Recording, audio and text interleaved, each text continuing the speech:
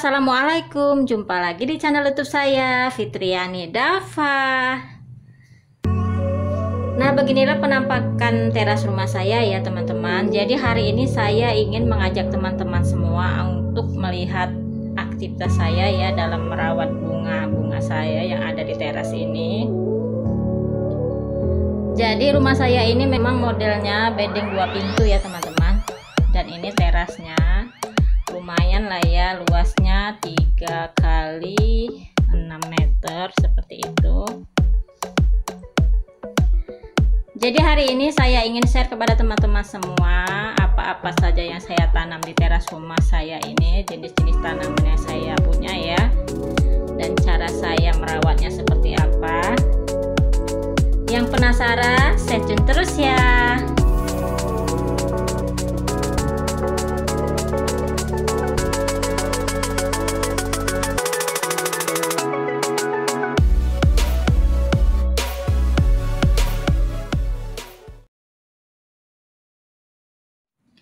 Nah, beginilah penampakan teras rumah saya kalau dilihat dari samping ya. Jadi ini rak yang saya punya, tempat saya menaruh tanaman-tanaman saya. Dan saya juga punya tanaman gantung seperti ini, ada beberapa pot. Yang rata-rata tanamannya adalah tanaman Sri Gading ya, tanaman sejuta umat, seperti itu saya bilangnya. Kenapa seperti itu? Karena memang rata-rata punya ya Sri Gading ini. Selain merawatnya memang mudah, bisa hidup di air dan di tanah, dan tidak terlalu memerlukan perawatan khusus ya, mudah tumbuh seperti itu. Nah, ini panjangnya sudah menjuntai ke bawah ya Sri Gading saya.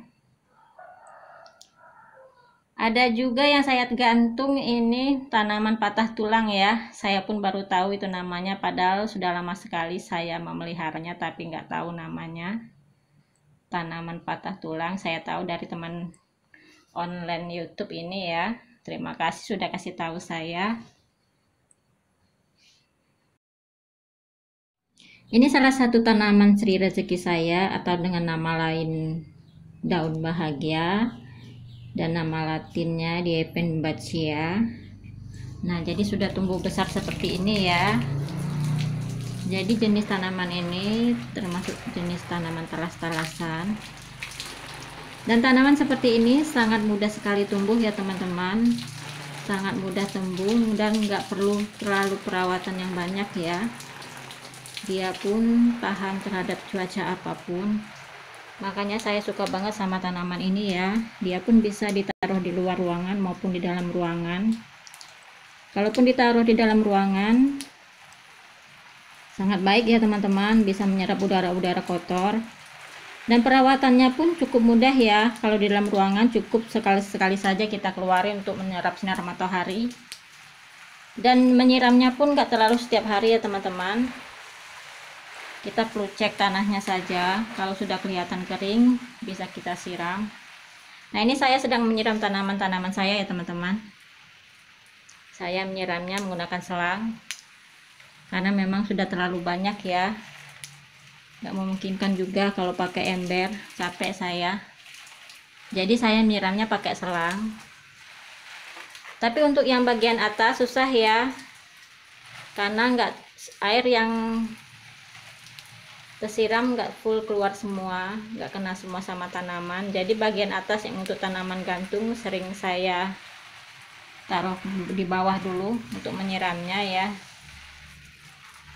biar kenahnya sempurna seperti itu.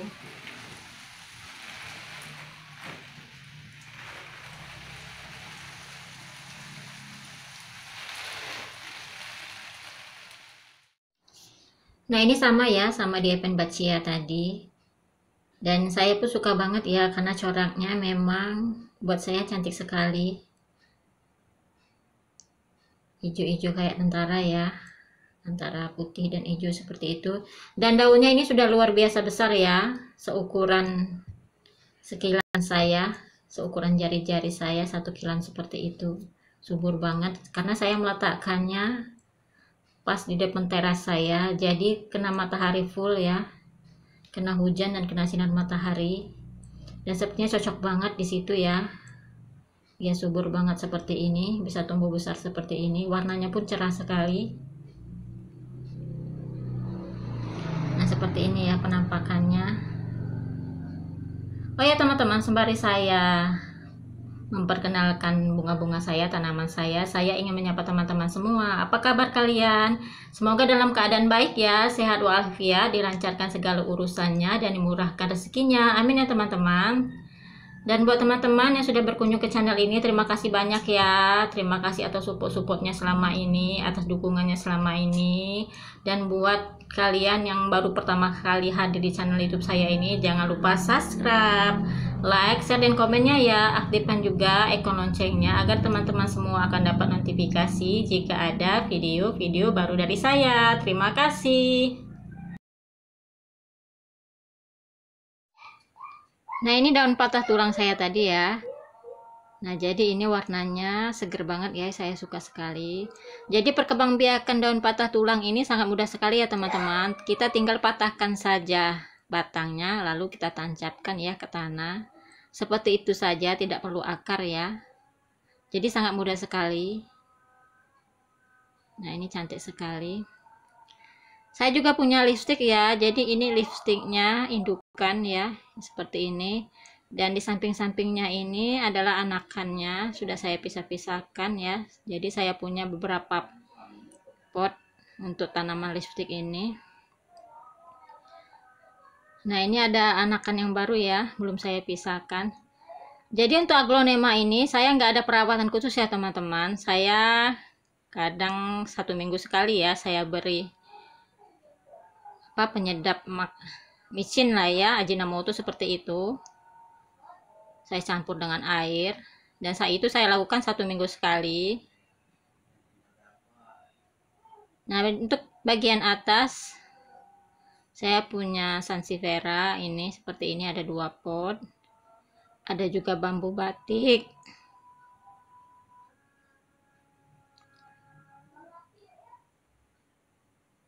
Nah seperti ini penampakannya teman-teman, tanaman-tanaman saya. Alhamdulillah tumbuh subur ya, walaupun nggak punya trik-trik khusus ataupun pupuk-pupuk khusus, yaitu tadi saya cuma pakai micin itu saja yang saya siram di bagian tanahnya. Nah ini tanaman lidah mertua saya ada beberapa macam ya lidah mertua ini. Dan menurut saya ini termasuk tanaman sejuta umat juga, karena memang setiap orang punya ya.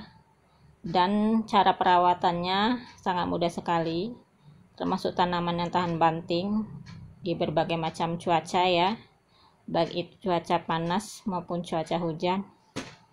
Selain bermanfaat untuk membersihkan udara kotor, lidah mertua juga bisa jadikan obat ya, seperti itu. Dan perkembangbiakannya cukup mudah, cukup kita tanam saja ya, seperti itu. Dan dia pun bisa di air, hidup di air seperti itu. Ini dia si cantik mawar. Nah jadi saya punya mawar batik ini ya, jenis mawar batik. Nah ini sedang berbunga ya, merekah semua. Dan mawar ini pun sangat suka sinar matahari ya teman-teman, suka akan hujan. Jadi tempatkan dia yang mendapatkan sinar matahari cukup dan hujan ya.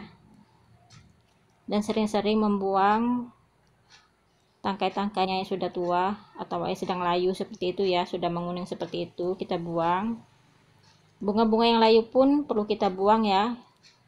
Kita potong biar mudah tumbuh tunas-tunas baru seperti itu. Nah ini tangkai yang sudah bunganya sudah layu, saya potong seperti ini ya teman-teman. Jadi nanti akan tumbuh tunas-tunas baru ya. Nah bunganya sudah jelek, saya potong. Daun-daun yang kering juga perlu kita potong ya, agar pertumbuhannya maksimal seperti itu.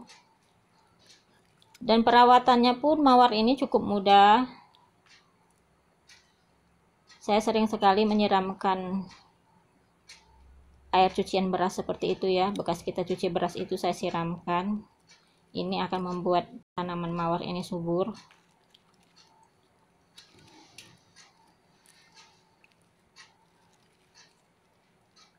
Nah, seperti ini saya bersih-bersihkan dari tanaman-tanaman yang sudah layu ya.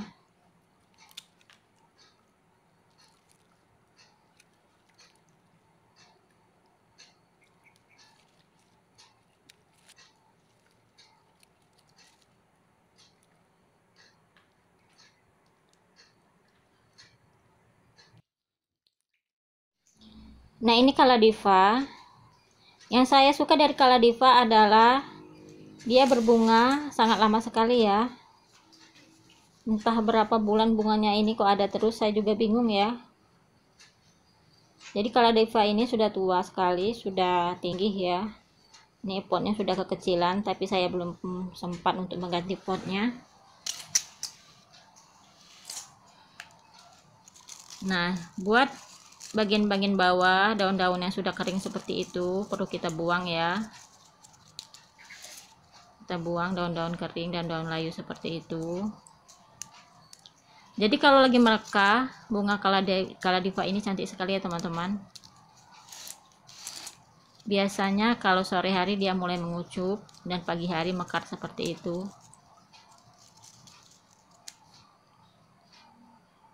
Nah, ini ada yang sudah tua ya. Nah, sudah tidak ada lagi bunganya, jadi kita perlu kita potong sepertinya.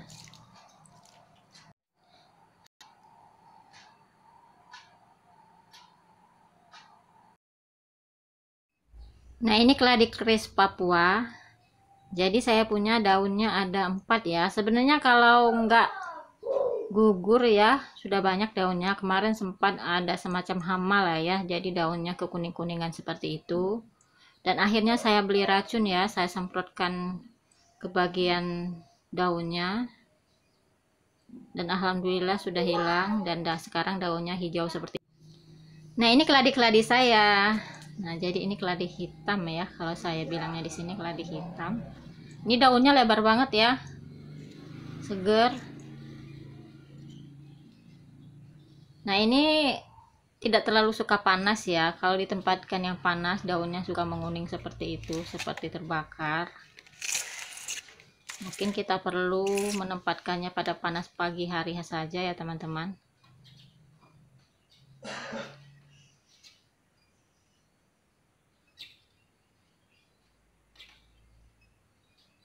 Nah, ini juga tanaman gantung. Nah, jadi rak ini bukan rak ini ya, jadi ini bekas terali, jadi saya tempatkan di situ karena nggak terpakai. Nah, ini saya atur-atur lagi ya penempatannya di atas rak ini. Jadi yang masih sejenis saya tempatkan di tempat yang sama ya. Nah, seperti itu, yang kecil sama yang kecil. Nah, ini aglonema, saya satukan sama aglonema seperti itu.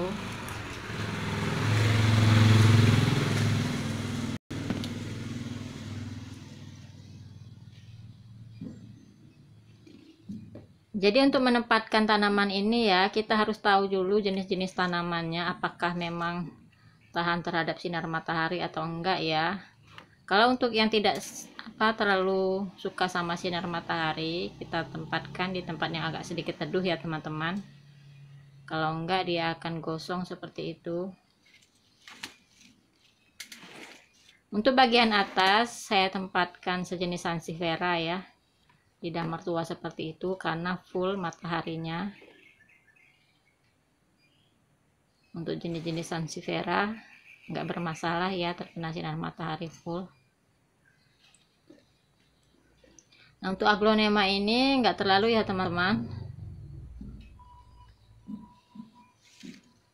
mungkin bisa untuk sinar matahari pagi saja.